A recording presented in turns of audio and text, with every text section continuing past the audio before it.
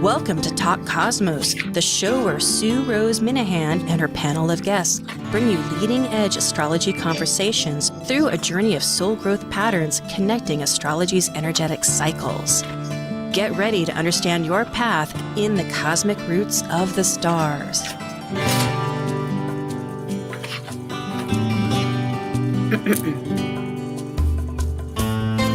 Hello, I'm Sue Rose Minahan, host and evolutionary astrologer, postmodern astrologer of this astrological show, Talk Cosmos, and welcome. Thank you for joining us as we talk to the cosmos in all its dimensions and all its forms and its ever-changing manners. The moon, which is the Moonbeam Team, this particular calendar day for July 25th, always looks at those energetic focuses because life does go through a cycle. We know this.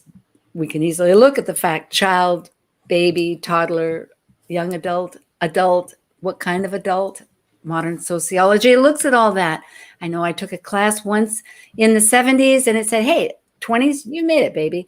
And then I took it 10, 20 years later. It went, oh, no. The 20s are this, the 30s are that, the 40s, 50s, and then legacy and blah, blah. So we're always recalibrating and we're looking at cycles. And that's what the Moonbeam Team does.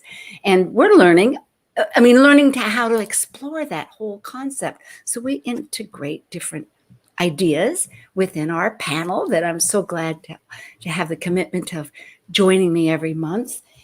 And this particular one, we could encapsulate. We always try to figure out, what is the message? There's got to be some kind of message, the big picture, the little picture, micro, macro, and it's push, pull emotions. Seems like almost, couldn't that always happen? Well, yes, in this one, it does seem to. There's moments. Anyway, that was our takeaway, and I hope we will see how and why and what path that's going to go into. These two full moons, actually there's three, not full moons, but there's a full moon, new moon, and guess what? There's going to be two full moons. So the first full moon was a couple days ago, July 23rd at 1.5, you could say, Aquarius, 1:26, 26 minutes of Aquarius, right at the very beginning. Kind of, okay. Then in 2 weeks on the 8th, there's going to be one in Leo. It's kind of the middle, about 16 Leo. So these are fixed signs. If you have anything in those degrees, it's going to be affecting you. For me, it's right in my chart. Yes. And then we have on the 22nd, just as the sun is leaving, another full moon at 29. So it's the very beginning and the very end. And in the meantime of shedding our full moon ideas of what has been lit, we have a birth of our new intentions. I know I've spoken a bit about it, but I am now ready to bring on the Moonbeam Team. Relating to the sun and moon's energies, including the planets and the entire cosmos for the month's systematic 2-week intervals of the new moon and full moon, plus the annual 4 to 5 eclipses, this is your Moonbeam Team. I'm Sue Rose Minahan, host of Talk Cosmos, an evolutionary astrologer and consultant, plus a certified color energy coach. I explore creative expression as an artist, a musician, and write abundantly, stories to poetry. I love investigating mythology's language, philosophizing eternity, and I'm a perpetual student of life, seeing oneness of body, spirit of people, animals, and nature. I'm Elizabeth Liz Machette, certified astrologer, sacred healing counselor, tarotist, and numerologist, providing individual consultations, teaching and tutoring internationally, co-author of Gateways to Change, Keys to Navigating the Seas of Life, currently facilitating workshops in Camino Island, Washington. I'm Catherine Metcalf, professional astrologer, intuitive, and tarot card reader. I am very blessed to live my passion by offering individual consultations and teaching classes at a local college and online. I love to talk and write about the planetary dances and how we fit into it. I have been lucky enough to be featured on NBC, Cosmopolitan Magazine, and Huffington Post. My goal is to educate, enlighten, and empower you. And I'm Sarah Stromley, a craniosacral therapist and founder of Brain Body Therapy in Kirkland, Washington. I'm an evolutionary astrologer that incorporates different forms of horary, location mapping, and medical astrology into my practice. I enjoy uncovering flower and mineral frequencies that also support the mind-body coherence that aid in the healing journey. And as Albert Einstein said, Energy is never destroyed. Energy only changes. Ah, yes, it certainly is. Again, thank you for talking the cosmos with us. And for those listening to us, we talk the cosmos. So I suppose we'll just begin looking at that first full moon that was a few days ago. That was at 1 degree and 26 minutes.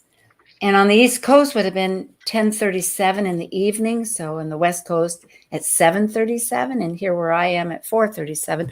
And that's quick, but if people want to jot down, because you can find it on Zoom, Google. Yes, anybody have some thoughts immediately that stand out that they wanted to bring up? We could...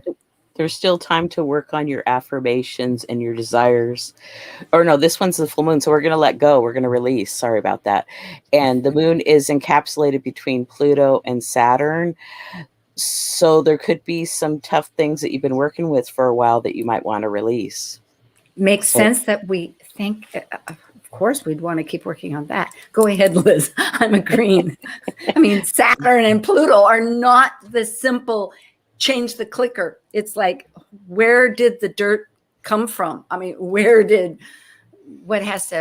how do we replace our skin when we've thrown it off? Well, yeah, and it could be restrictive, and it's like maybe time to like not do it anymore or make plans to be able to release and get out of it. But I'm sure other people have things to share too. Well, I wrote about it the other day on Facebook or shared what I wrote on Facebook.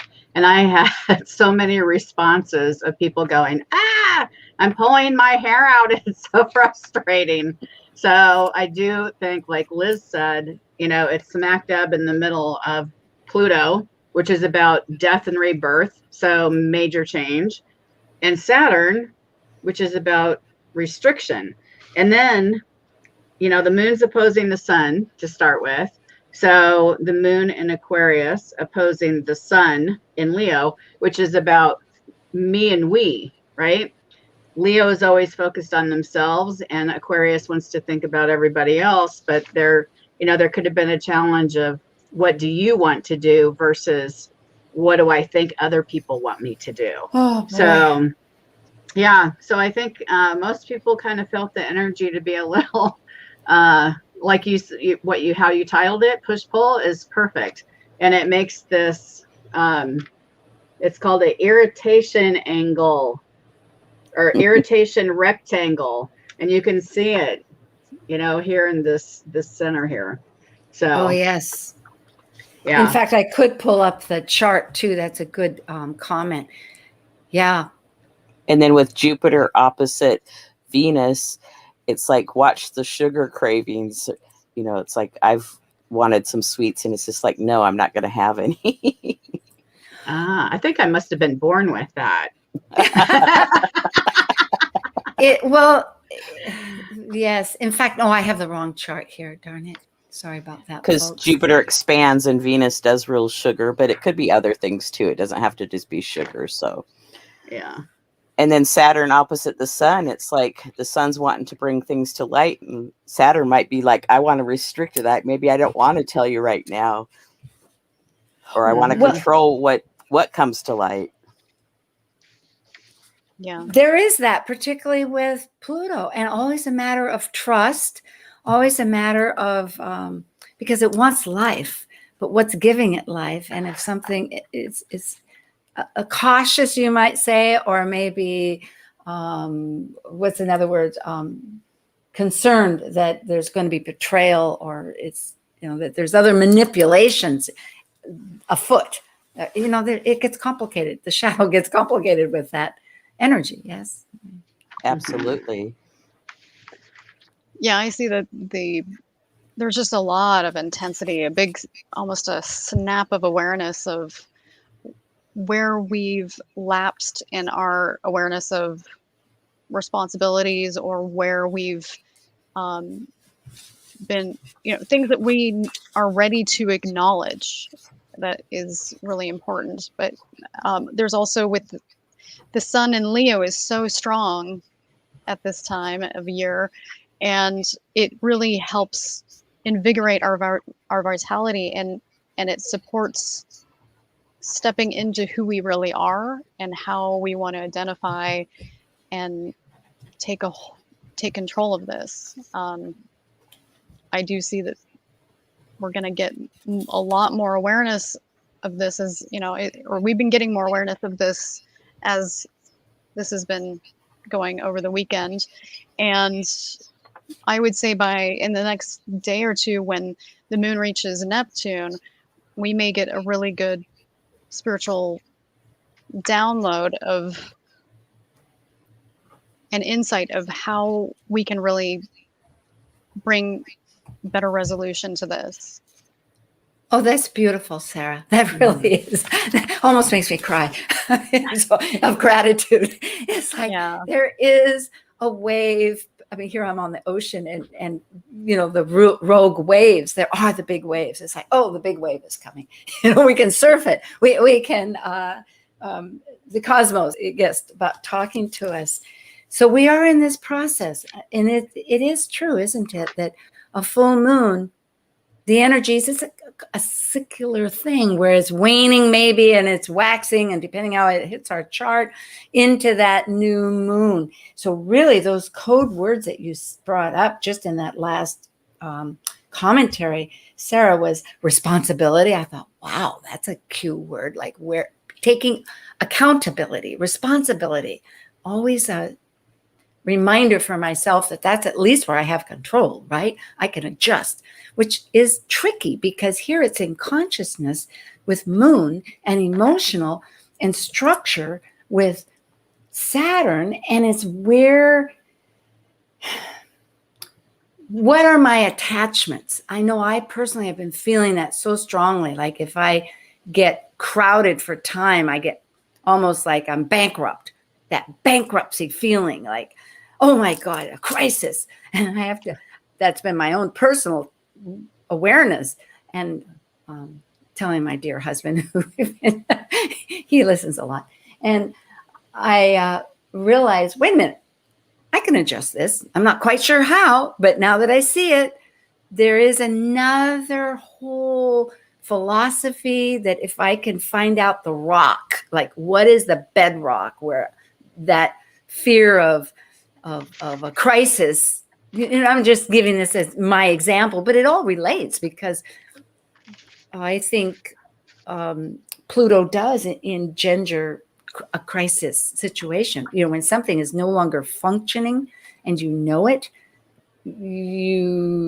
how do you replace that? Especially when it's with your attachments of feelings that have worked for you. It's a story that's given you a lot of energy, whatever it is. And all of a sudden, not all of a sudden, but it seems like all of a sudden, once you see it, it's like, oh my gosh, this isn't working. How, anyway. We actually had a real physical manifestation of this. Now that I'm thinking about it, we talked about it before we came on, that I live in Illinois, and it's like really hot today. This weekend, it's been really hot. And the day of the full moon, our air conditioner stopped working. And if you think about it, Aquarius is air, and it's a full moon. It's completion. Damn. And as you said, and it's the challenge of hot and cold, which are the temperatures of both the sun and this moon. And the moon. So yeah. Oh my God, I'm living it. Yeah, and the network, the electrical company, you're saying, wouldn't send people up to the attic because of the heat. So there you are. It's and not the control, the rules, the Saturn, for all of it. Yeah. So Yeah, so maybe when the moon comes up to Neptune, like Sarah was saying, we'll have a solution and some nice air conditioning running again. I know I in hot Wow. climates, I used to think if I had a little hat, like a fan on my head, or else water that kept dripping, because it cools you Yeah. down. Yeah. Well, and with Pluto opposite Mercury, that push-pull of how Catherine showed the chart, it's like, to me, it feels like on a seesaw. It's like you never know where it's going to be. You know, it keeps it's in movement. And so if you don't want your secret spread, don't communicate it to anybody. Don't tell anybody. But secrets could come up and be revealed too. I mean, it works both ways. So it's interesting, and it has been chaotic. And then this lunar gestation cycle goes back to January 24th of 2020. So that's about, when we were hearing about the virus and everything. So it's really interesting. So we're at that midpoint of the gestation cycle, which again takes 3 years. And so. And we're getting this explosion of COVID, all from people that mostly from people that haven't been vaccinated that are filling the hospitals. So Yeah, that's what I say.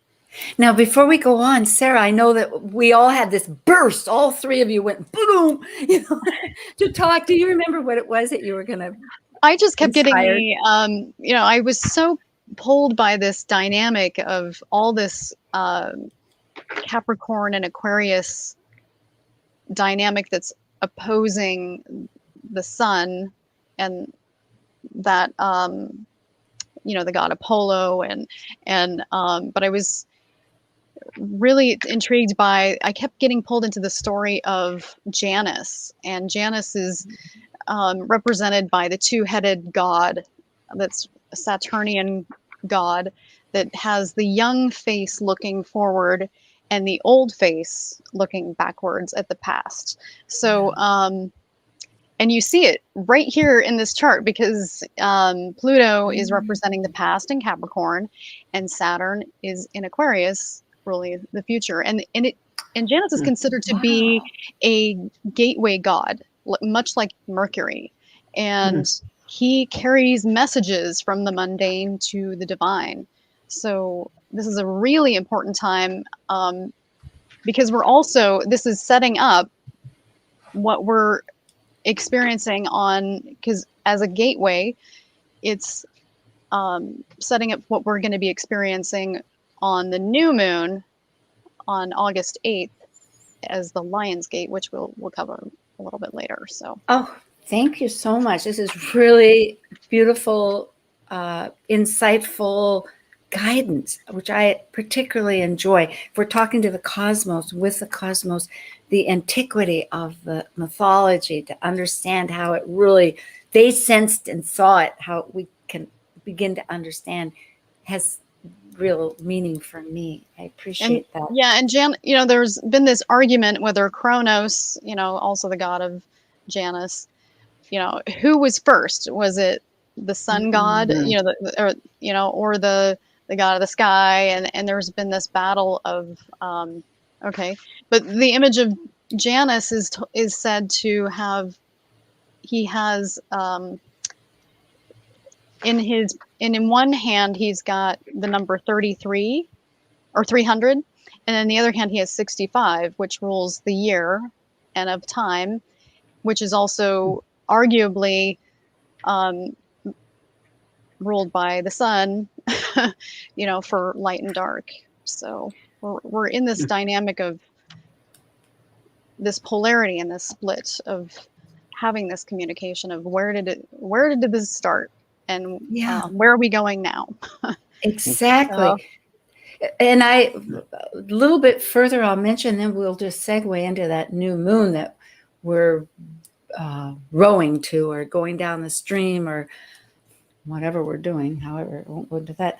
But that, because it was the idea of Apollo and Kronos, which Saturn, Sun Saturn, and also with Egyptian. So I looked that up, and the Egyptians they called Saturn their god of light, Horus, Horus, which is like the hawk. It's great, whether it's a hawk or whether it's like the eagle and all the different great birds of many mythologies, and that so it is another distinction of this primal energy, as you say, that's I had not even considered, but food for kind of thought. Okay, let's go into, is it August 8th?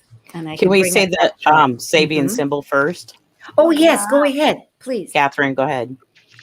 Yeah, so the Sabian symbol that I have for the 2, which is 1 degree after. So this is, Liz was explaining this today. So this is the present time frame, right?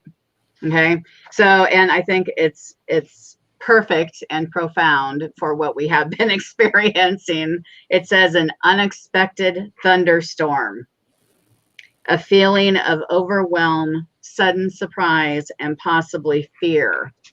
So inner strength and stability will be put to the test. So yeah, I'm feeling that in my house today.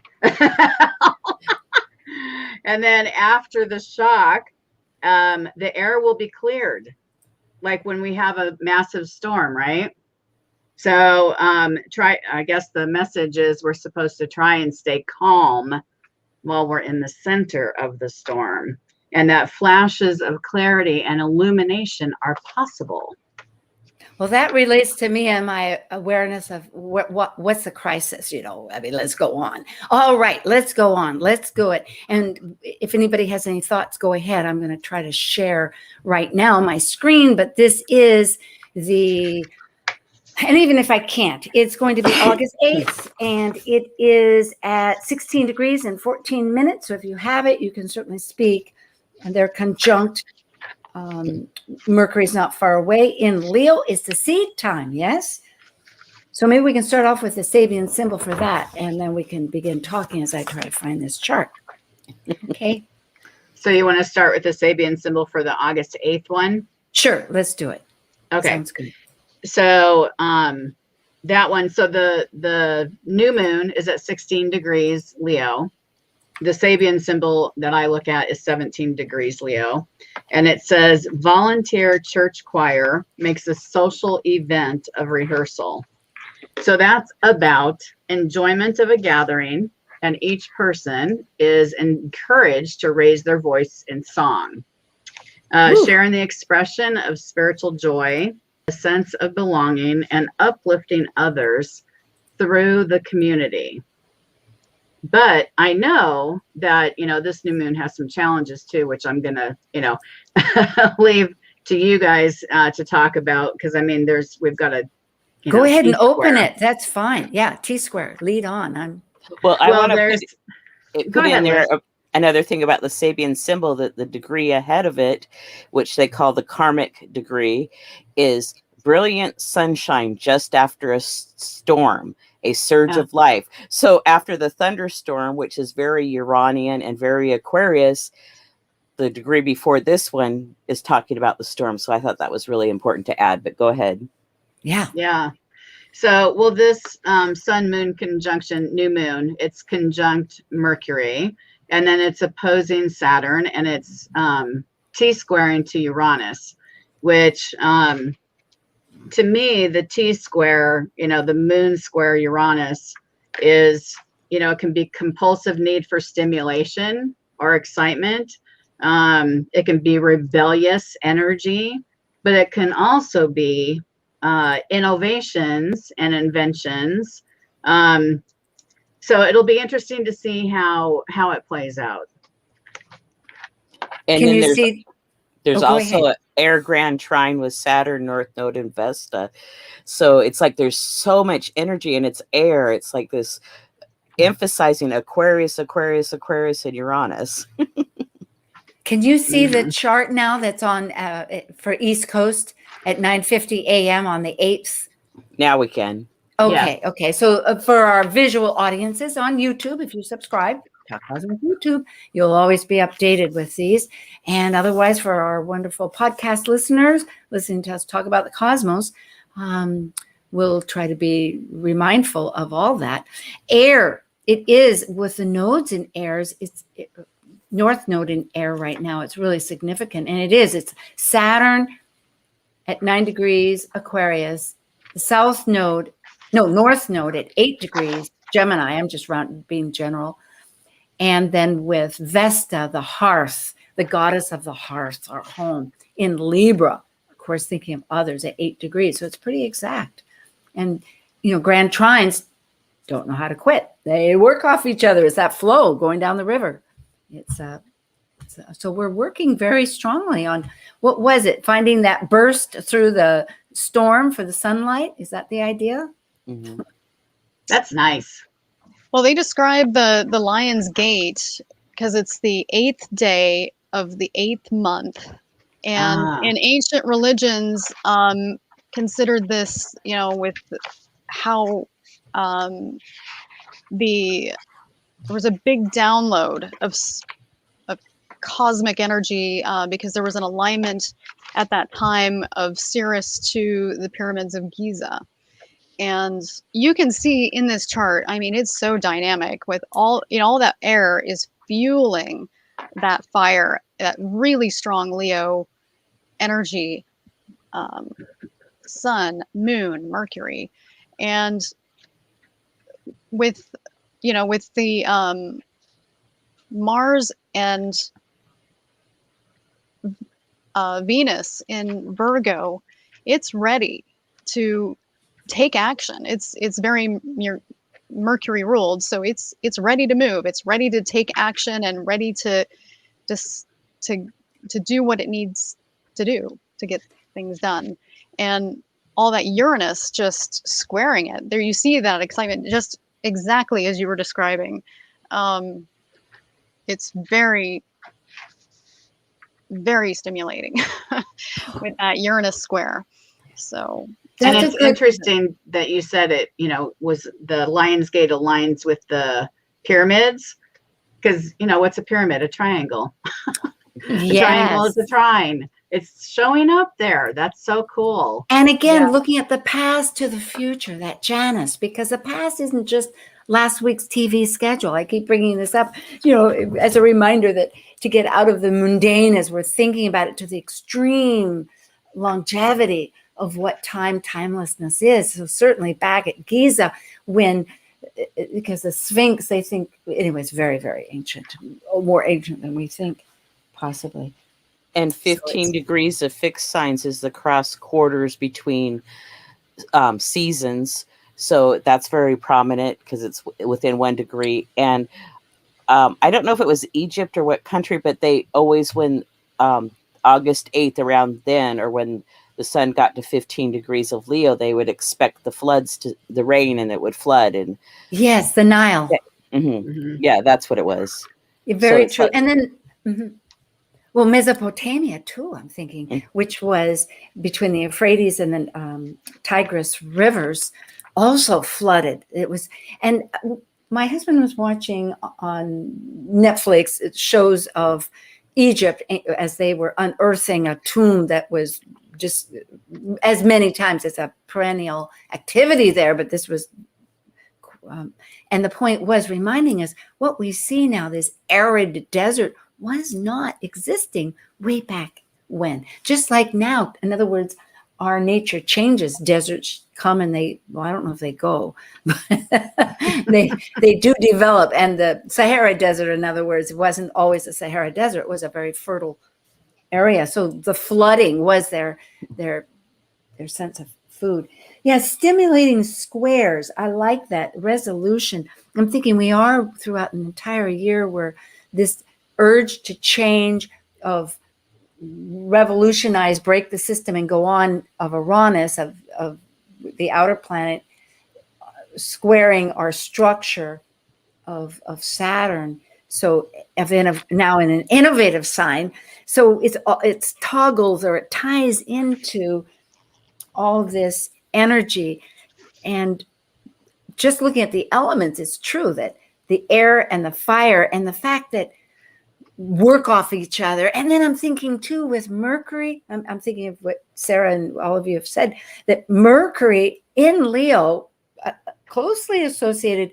Well, if you look at a little more astrology here, but if you go into the parallels, the declinations, which has to do with from Earth, where they're lined up according to the latitude on Earth, that the sun, although it's an exact same degree with the moon, is actually the same declination as Mercury, which is essentially 7 degrees away, at least on this framework. So there's all these ways of angling things, but meaning that in a close parallel, when they're at the same latitude like this, want to work together. It's like a conjunction. So it really augments this idea that, as it was brought up with the other personal planets of our thinking cap of Mercury with our ego of Sun that's going to manifest has good tools with both our action Mars and our what we value and desires in Venus in Virgo, that's going to analyze and weed out what doesn't work, hopefully, So yes, there's a lot of, it's going to take work, right? Virgo is work, but it's going to. And it's time for a break. Oh, it is? Yes. Oh my gosh, it is. Okay. Thank you. That's right. I was going to say in life and in everything. Very good. I appreciate that. This is Teamwork, the Cosmos Talking, and we'll be back again with the Moonbeam Team. That's Liz, Sarah, and Catherine. Thank you.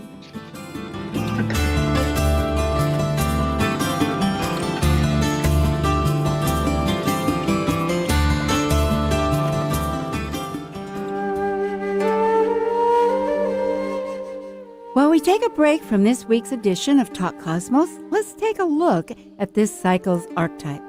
We are currently in the Yang period of Leo, ruled by the solar sun. Having departed from a cycle based on the internal process of emotional attachments requiring security and safety, the energy of Leo externally manifests our legacy through children and artistic creations. As a fixed Yang fire sign that desires to ignite actualization, Leo the lion takes the risk to generously exhibit love and welcome all to share their stage with joyous pleasure for living life. Talk Cosmos brings you leading-edge astrological conversations with hour-long programs each week on KKNW. The show goes live every Sunday from 1 to 2 p.m. Pacific. Talk Cosmos weekly programs are also available to watch live on Facebook and YouTube, along with daily chats throughout the week on the Talk Cosmos YouTube channel. While you're there, make sure you click like and subscribe buttons so you can get the full Talk Cosmos experience. Or, if you'd rather listen to the show archives with audio only, the entire podcast collection since 2018 is available on most podcast carriers. So, grab your coffee, tea, or kombucha and enjoy the show. Hey, this is Tara All, resident astrologer for Sage Goddess in Los Angeles, and you're listening to Talk Cosmos on Alternative Talk 1150 AM, where we bring the planets and signs to life here on Earth. Going our own way every day. Alternative Talk 1150. Hey, that was a good introduction into our Moonbeam Team's talk with the Cosmos, as we're talking about this new moon that's coming up on August 8th at 9:50 a.m. in the Eastern Coast. It's near the midpoint of Leo, actually 16 degrees and 14 minutes of Leo. And because, as the commentary was saying in that advertising, that now how can we be us with our actions? It is really Leo that we're talking about, these affirmations.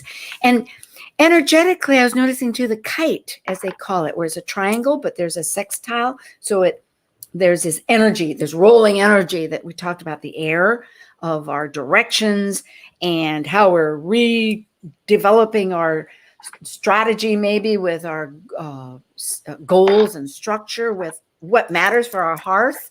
But meanwhile, it's got a connecting force to, again, the Janus past of the South Node in Sag attached because they're so close together with Juno, our alliances.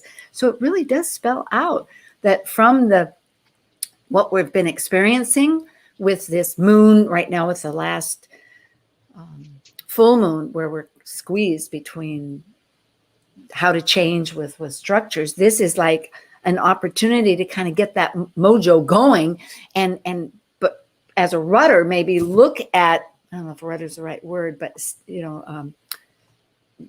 where we've been with our attitudes and alliances, and we can change that somehow. Yeah, some of our relationships or friendships maybe just aren't working for us anymore, or we've changed. I mean, our desires and their desires, we're all changing, so it's shifting. And before you were talking about Mercury, and Mercury is pretty important in this chart because there's a yod or a finger of God pointing to Mercury from Pluto and Neptune. So it's super emphasized, in my opinion, communication.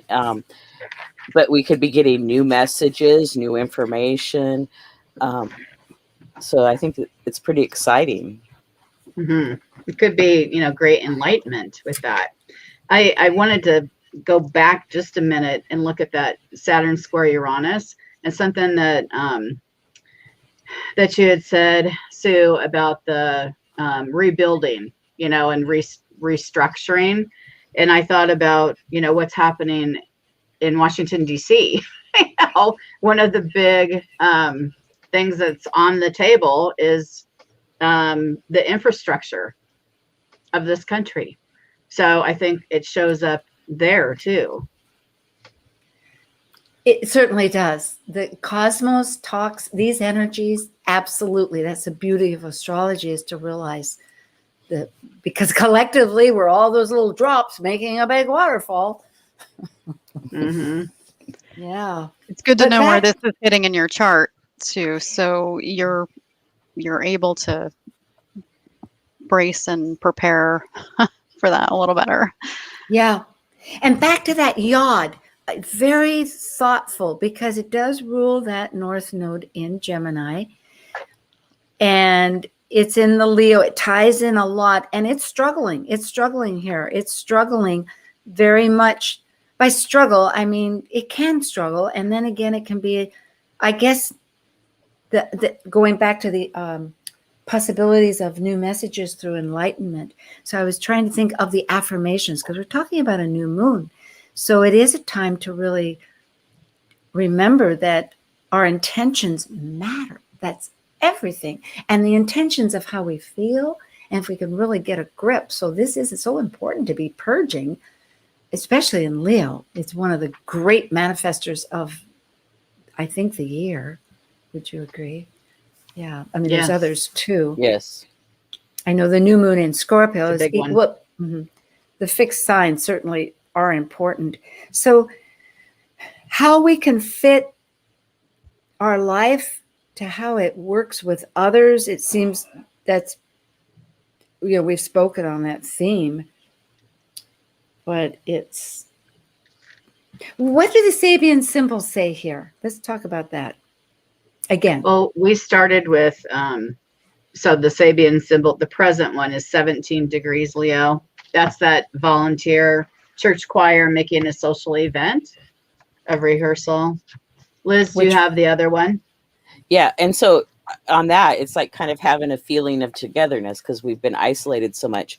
And then the quest degree to move forward is a chemist conducts an experiment for his students. So to me, it's like new discoveries coming. It's like, what are we going to discover? Well, be open. It reminds me too, I think we've spoken, all these entries into space, which of course are controversial on one hand, but it's bringing the space to the public because people are going. And I know that there has been commentary with one individual on television that I've noticed, it says, which was my thought, you go into space, it's supposed to, quote, change you. And how is it going to change? And I was thinking, because the public is going up there progressively, ideally in this idealistic world, as we're looking at Yod with Neptune and Pluto, maybe, is there will be a shift of consciousness, yes, among people that have the means and direction and connection to direct it, one would hope. Does that resonate? Mm-hmm. Yeah, that would be, I'm hoping that Jeff Bezos had a big awakening that he's willing to help millions of people by donating millions of money to people that need it, besides having his phallic shaped rocket going into air. Right. Well, it is aerodynamically in the right direction to go up in space, right? So that's right. Okay. But I was just thinking, brainstorming, I'm going to say it because it just came to the brain here. What if in that magnitude of wealth, one could consider giving everybody a day off that was refocused? In other words, they would get paid for that day. It wouldn't be like, oh, they get to do their own total time off, but it would be, okay, we're dropping everything here that is your assignment with the idea that that day you contribute, and there's this whole choice of how to, or else you can ask to contribute on some volunteer method in the world. So it could be as basic as going to a food bank or figuring out how to get more food to the food bank, or it could be on any spectrum that was really maybe brainstorming how to recycle water in all our houses. Thank you. Or fight the fires. Yeah, exactly. Exactly. And how to heal the ocean, on and on and on. So that would be what a gift. Planting trees. Yes. So, there are actions. The world loves action.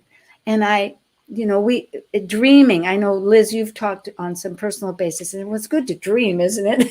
It Absolutely. is, because imagination, and that's where Neptune comes in, is the gates are open. Talk about gates. It's like, let's just go for it. Let Saturn later and Virgo go, this is great, but we'll kind of use that later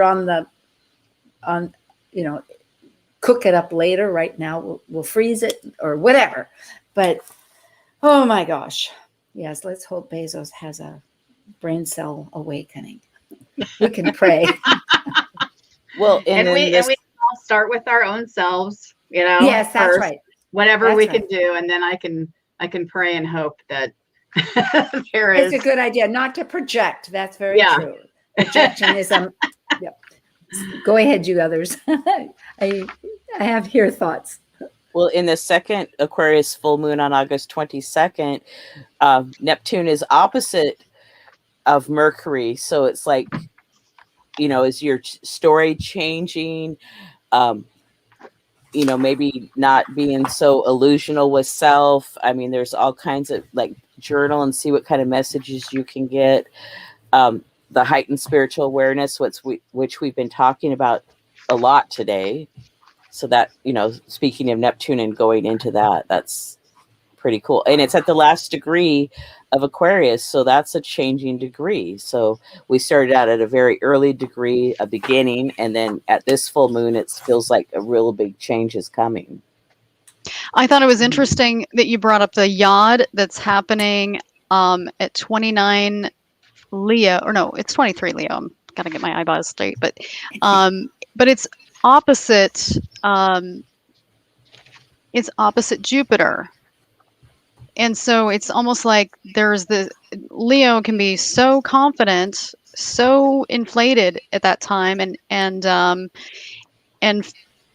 even more when it can be even more inflated when Jupiter's involved. So I could see where this could be by the time that August 22nd, whatever you declared as truth or committed to could kind of have a check-in at this August 22nd full moon. Oh, that's appropriate. That's good thinking there. So midpoint, and especially with Jupiter, and anything Jupiter has expands. And we also know that numerically, that 28 degrees, it said, is just the full culmination, I think, of that energy. So that's really appropriate to recognize. And it's not that far off. You know, we're talking, it's always ahead, but realizing that well, let me think. Okay, we're on the 25th. We just had the full moon, so we're working a while for about 2 weeks till the 8th with the new moon. We seed, the ideas here that we've been talking about, realizing we have that mental yod of, and that you're bringing up too with Jupiter, to realize the I don't know, the potentialities, the possibilities, and extremes, and trying to bring them into some kind of realistic. Poor Virgo there has got a lot of work. Like, what do we fix and what is ours to fix? You know, it's just challenging. But what you're noticing is that then we get this second chance to go, hey, it wasn't all that possible. So now maybe I overcommitted. Good. Oh gosh. And there's still an air grand trine, but the planets have changed to Saturn, Venus, and the North Node. So that's really interesting. And then Jupiter and Moon are conjunct. So it's like, pay attention to the mood around you, your own mood, and see what happens. It'll be interesting. Can you repeat that first part? That flew right by me. I had no time to visualize. Are you talking about the grand trine or the No, Jupiter? Whatever you said. You went ba-da-ba-doo-da. Oh, the Jupiter Moon conjunction. Pay attention to the mood around you. No, before that. Oh, there was a grand trine in air, and the planets have changed to Saturn, Venus, and North Node. Okay, let's stop with that. Saturn, Venus, North Node. Good point. In other words, we're still in an energy cycle, but the teammates have changed, right? Mm-hmm. Okay. Mm-hmm. We exchanged teammates. Right. And what are the teammates? Good way to put it. Yeah. What are the teammates? They're still Saturn, right? Saturn's still trying to renovate things. We still have Saturn, but we added Venus. Right. So what's our values? What's it all about, Alfie? Maybe, or something. That's a very old movie. I never knew it. I never watched it. I just got to delete that out of my brain. Delete. The North Node is still there. So the difference is Venus. And what's and Venus is in Virgo. What do we love and what do we value, and what do we think of as beauty, as beautiful? And harmonious. Go ahead. Yes.